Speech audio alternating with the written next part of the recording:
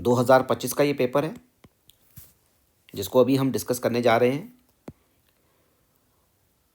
इस पेपर में हम देखेंगे कि एग्जामिनर ने 10वीं क्लास के बच्चों से कौन कौन से सवाल पूछे थे। तो चलिए स्टार्ट करते हैं और देखते हैं क्या सवाल थे। पहला सवाल है यहाँ पर, ये सेक्शन ए है जिसमें ऑब्जेक्टिव टाइप सवाल पूछे गए हैं। पहला सवाल है यहाँ पर कि when did Greek revolution for independence begin. इसकी शुरुआत कब हुई थी। ग्रीक रेवोल्यूशन जो था, ग्रीक रेवोल्यूशन फॉर इंडिपेंडेंस, इसकी शुरुआत कब हुई थी। तो इसकी शुरुआत हुई थी 1821 में। ठीक है, आई होप आपने यही आंसर इसका लगाया होगा। इसका आंसर था 1821। सेकंड यहाँ पे जो सवाल है कि which law was broken while launching the civil disobedience movement। कौन सा लॉ था वो लॉ था सॉल्ट लॉ। ठीक है, और ये सिविल डिसोबीडियंस मूवमेंट कब लॉन्च हुआ था, 1930 में। ठीक है, और ये रॉल्ट एक्ट कब आया था, रॉल्ट एक्ट आया था 1919 में। ठीक है, ये भी कई बारी बोर्ड के एग्जाम में सवाल पूछा गया है। आगे है ये गवर्नमेंट ऑफ इंडिया एक्ट। ये गवर्नमेंट ऑफ इंडिया एक्ट जो है ये काफ़ी सारे हैं। जैसे कि बात करें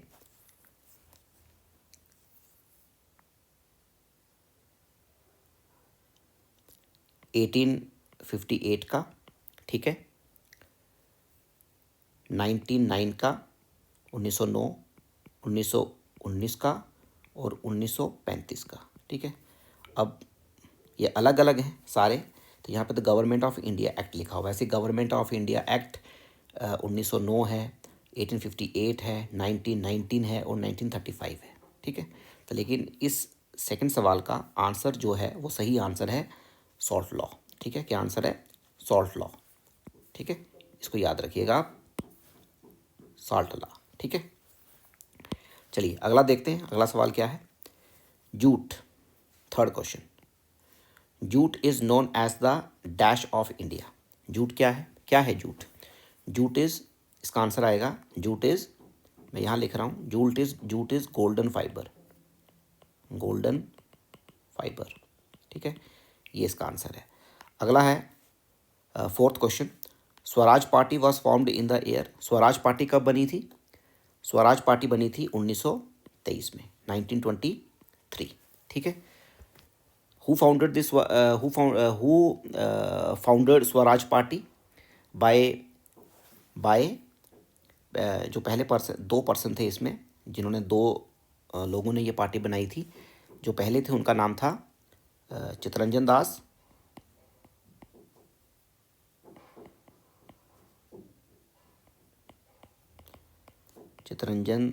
दास एंड मोतीलाल नेहरू। ठीक है, मोतीलाल नेहरू। चलिए देखते हैं अगला सवाल क्या है। पांचवा सवाल क्या पूछा गया है कि dash was the maharaja of Jammu and Kashmir at the time of accession. इसका क्या आंसर होगा, कौन थे वो at the time of accession के वक़्त। तो वो थे महाराजा हरी सिंह। कौन थे, महाराजा हरी सिंह। ठीक है, ये इसका सही आंसर है। और जो इंस्ट्रूमेंट ऑफ एसेशन हुआ था, ठीक है, इंस्ट्रूमेंट ऑफ एसेशन, ठीक है, इंस्ट्रूमेंट ऑफ एसेशन वो कब हुआ था, वो हुआ था 26 अक्टूबर 1947 को। ठीक है, साथ में ये भी हमने इसमें यहाँ पे डिस्कस कर लिया। ठीक है, अगला सवाल है यहाँ पर छठा सवाल, विच one of the following is a kharif crop. ये कई बारी मैंने अपनी वीडियोस में डिस्कस किया हुआ है, तो इसका सही आंसर है पैडी। ठीक है, अगला सवाल है seventh, which town is the electronic capital of India. Bangladesh. ठीक है, सीधे सीधे सवाल हैं।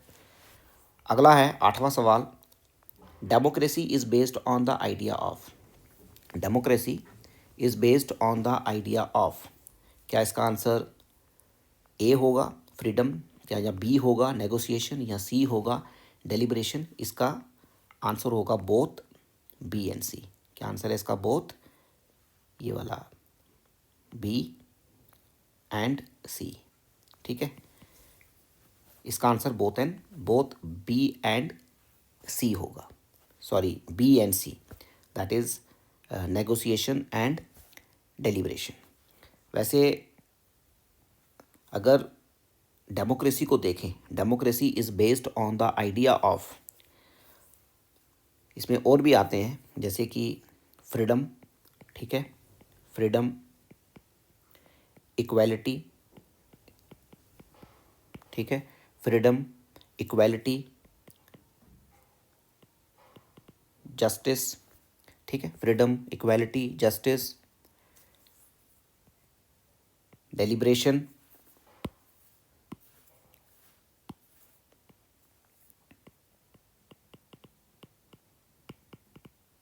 ठीक है, एंड नेगोशिएशन।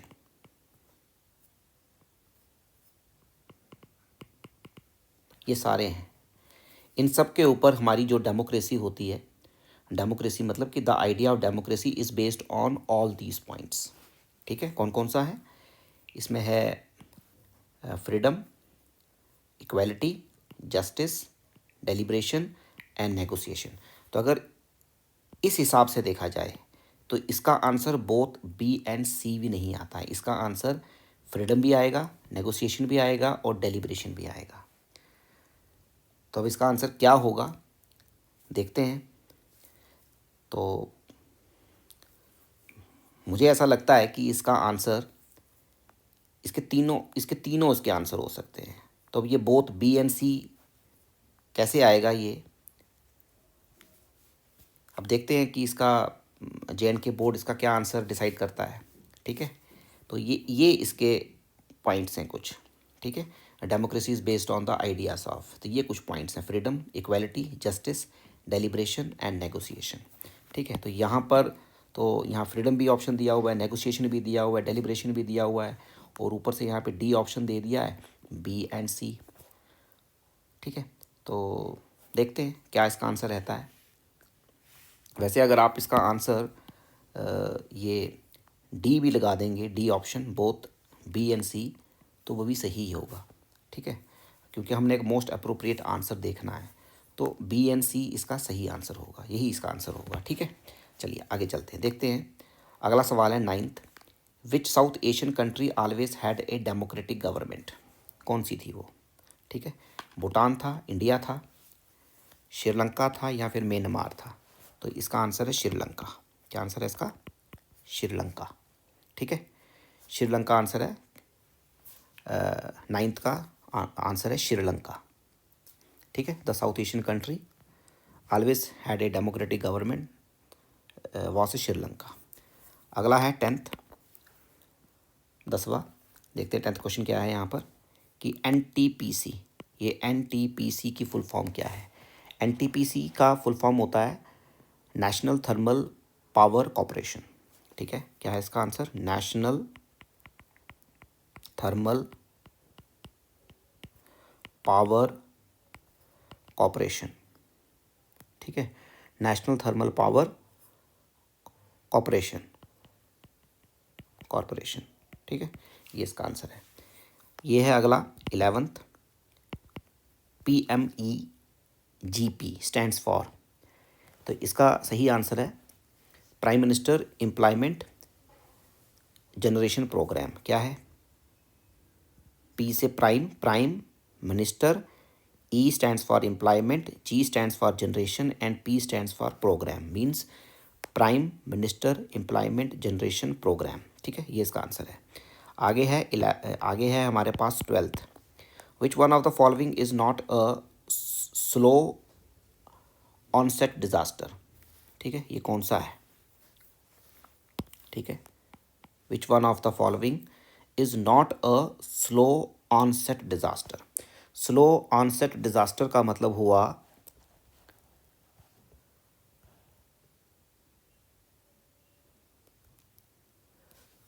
जो कि जैसे कि फॉर एग्जांपल इसमें कौन सा है, क्या ये ए है ड्रॉट, फेमाइन, इन्वायरमेंटल डिग्रेडेशन या फिर अर्थक्वेक? इसका आंसर है अर्थक्वेक। ठीक है, ये स्लो वनसेट डिजास्टर नहीं है अर्थक्वेक, ये एकदम आ जाएगा। ड्रॉट धीरे धीरे होगा, फेमाइन धीरे धीरे होगा, इन्वायरमेंटल डिग्रेडेशन धीरे धीरे होगा। तो स्लो अनसेट डिजास्टर नॉट कौन सा है इसमें से, वो अर्थक्वेक है। ठीक है, जो एकदम आ जाएगा अर्थक्वेक। ठीक है, इसका आंसर है 12वें का डी। आगे है Kashmir is known through out the world for, किसके लिए जाना जाता है कश्मीर? क्या वो हैंडीक्राफ्ट, इसका आंसर हो सकता है बी मिनरल्स, सी फॉरेस्ट या फिर नन ऑफ दीज? क्या आंसर होगा? इसका आंसर होगा हैंडीक्राफ्ट। ठीक है, हैंडीक्राफ्ट। आगे है president rule implemented under article dash of the Indian constitution. कौन सा आर्टिकल है वो? आर्टिकल 356। कौन सा आर्टिकल है? आर्टिकल 356। ठीक है, आगे है जो नेक्स्ट यहाँ पे 15th क्वेश्चन है, क्या पूछा गया फिलिंग इन द ब्लैंक्स में, कि petroleum is also called, petrol को क्या बोलते हैं? मैंने क्लास में भी कई बार पढ़ाया है, ब्लैक गोल्ड। ठीक है, क्या बोलते हैं? Black gold. ORS, ORS stands for, क्या है ये है ओरल रिहाइड्रेशन सोल्यूशन। क्या है? ओरल रिहाइड्रेशन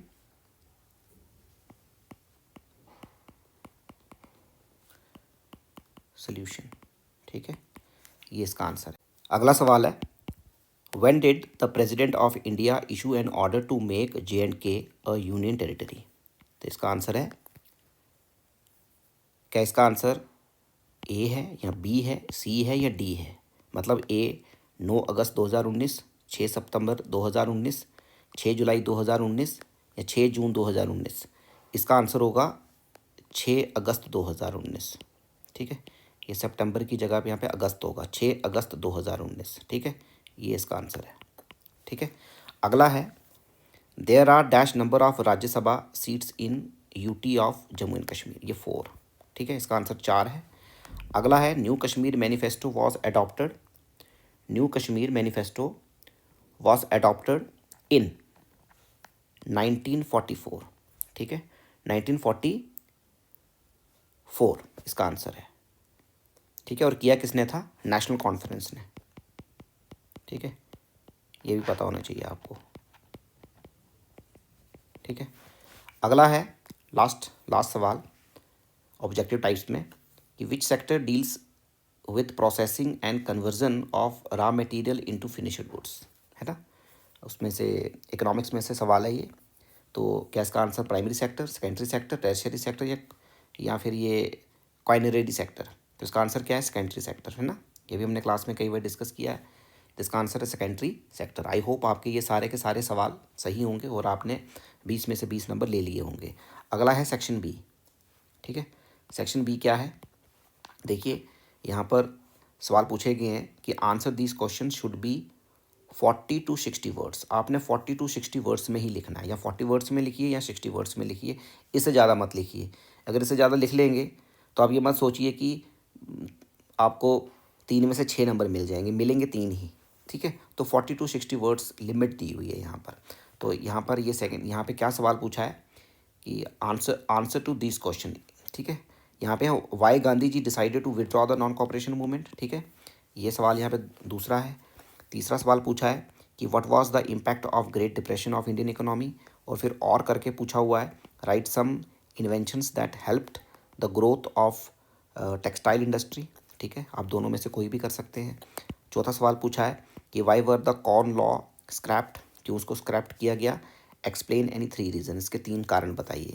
इसी का और में पूछा हुआ है कि what were the efforts made by Dogra Maharaja Ranbir Singh to organise silk industry in Kashmir. ठीक है, पांचवा सवाल है explain any 4 characteristic of commercial farming in India. और छठा सवाल है डिस्क्राइब डिस्ट्रीब्यूशन ऑफ आयरन और इन इंडिया। इसको आप डिस्क्राइब कीजिए, वर्णन कीजिए इसका। ये 6 सवाल हैं जो कि आपको शॉर्ट आंसर टाइप क्वेश्चंस में पूछे गए हैं, जिनको आपने 40 to 60 वर्ड्स में ही लिखना है। इसमें अगला है 7वां सवाल भी है आगे, कि a few subjects in various lists of Indian constitution are given, ठीक है, यहाँ पे दिए गए हैं here, group them under the union list, state list and concurrent list. तो आपने यहाँ पर ये आपको ऑप्शन दिए हुए हैं ABCDEFG, ठीक है, आपने इनको पढ़ना है और इसमें से आपने ढूंढना है कि इसमें से कौन सी स्टेट लिस्ट है, कौन सी यूनियन लिस्ट है और कौन सी कंकरेंट लिस्ट है, ठीक है। ये आपको सिंपल सा सवाल आया था, इसको भी हमने क्लास में कई बार डिस्कस किया हुआ है, ठीक है। तो यहाँ पे और ये ट्रेड और मैरिजेस भी हैं यहाँ पे आपने इनको लिखना है, ठीक है। आगे है name the 8 regional parties of India, बताइए। 9वां सवाल है यहाँ पर कि caste inequalities are still continuing in India, कि जो कास्ट इनइक्वालिटी है क्या वो अभी भी हमारी इंडिया में चल रही है, नहीं चल रही है, हाउ, कैसे है, अगर है तो कैसे, हाउ हाउ करके पूछा हुआ है, ठीक है, ये आपने लिखना है। 10वां सवाल है कि what are the main employment generating sectors of economy of Jammu and Kashmir, कौन कौन सी हैं, ठीक है। What are the objectives of first aid के ऑब्जेक्टिव क्या होते हैं, ठीक है। और आगे सेक्शन सी है जहाँ पर लॉन्ग आंसर टाइप क्वेश्चन है, यहाँ पे 5 मार्क्स के पूछे गए हैं, ठीक है। इसको आपने 100 to 130 वर्ड्स में लिखना है, या 100 मतलब कि 100 to 130 वर्ड्स, 100 से 130 वर्ड में ये आंसर होना चाहिए। तो पहला है कि why did nationalist tension emerge in the Balkans, ठीक है। 13th है what are the different form of power sharing in modern democracies, explain your answer with example, उदाहरण के साथ बताइए। 14th है how have technical and economical development led to more consumption of resources. 15th what are major reasons of slow growth of handicrafts and handloom industry in UT of Jammu and Kashmir, ठीक है। बड़ा simple paper है। आगे है आपको ये 16th सवाल है यहाँ पर 16वां, read the extract and answer the questions given below, मतलब कि आपने इस पूरे को पढ़ना है, ठीक है। और यहाँ पे आपको इसी इसी एक्सट्रैक्ट के अगेंस्ट कुछ यहाँ पे सवाल हैं A, B एंड C, इसको पढ़ना है और इसी में से आंसर ढूंढने हैं और इन क्वेश्चंस के आपने आंसर देने हैं इसी को पढ़ के, ठीक है। तो यहाँ पे आपकी रीडिंग एबिलिटी और आपकी अंडरस्टैंडिंग एबिलिटी को एग्जामिनर देख रहा है कि वो कितनी है आप में और आप उसका कितना सही तरीके से आंसर दे पाते हैं, ठीक है। ऐसे सवाल आपको इंग्लिश में भी रहते हैं। अगला है यहाँ पे सेक्शन D, ठीक है, मैप बेस्ड क्वेश्चन है, जो कि मैंने कई बारी क्लास में बताया कि आपको 5 मार्क्स का मैप आता है। तो यहाँ पे दिया है कि indicate the following in given outline map of India. पहला है इंदिरा गांधी इंटरनेशनल एयरपोर्ट, आपको शो करना है, मतलब दिखाना है मैप में। और सेकंड है मुंबई एयरपोर्ट पूछा हुआ है, ठीक है। और तीसरा है railway line from Baramulla to ये संगलदान, ठीक है। ये आपको इंडिया के मैप में शो करना है इस चीज़ को। और अगला है वर्ल्ड का मैप, वर्ल्ड के मैप में आपको बताना है 2 फेडरल कंट्रीज़ के नाम बताने हैं, वहाँ पे शो करना है 2 फेडरल कंट्रीज़ को, ठीक है। तो ओवरऑल ये आपका पेपर था, ठीक है, जो कि एग्ज़ामिनर ने 10वीं क्लास के बच्चों से पूछा था, जिसको हमने अभी डिस्कस किया, ठीक है। तो पेपर ओवरऑल सिंपल था, कोई ज़्यादा मुश्किल पेपर नहीं था, बड़ा आसान सा पेपर पूछा गया था आपसे। तो आई होप कि आपने ये सारा पेपर अच्छा किया होगा और आपके अच्छे नंबर आएंगे। धन्यवाद।